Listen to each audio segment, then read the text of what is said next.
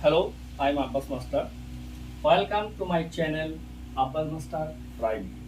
Please kindly subscribe the channel. আজকে এই চ্যানেলের শুরুতে আমি একটা টপিক আলোচনা করব, যেটা হলো লজিক, যার বাংলা হচ্ছে যুক্তিবিদ্যা।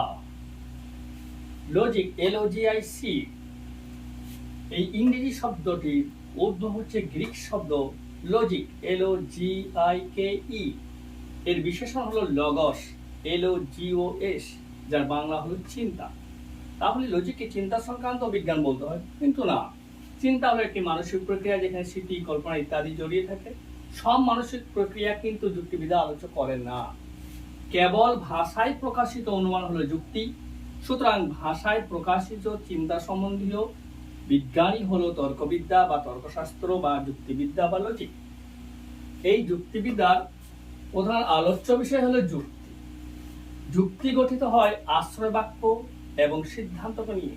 যেমন, সকল মানুষ হয় মরণশীল, সৌমেনবাবু হন একজন মানুষ, অতএব সৌমেনবাবু হন মরণশীল।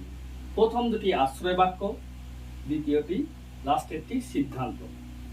এই আশ্রয় বাক্য আর সিদ্ধান্তের মধ্যে কিছু ছোট ছোট বক্তব্য আছে, যে বক্তব্যগুলির প্রত্যেকটিকে বলা হয় বচন।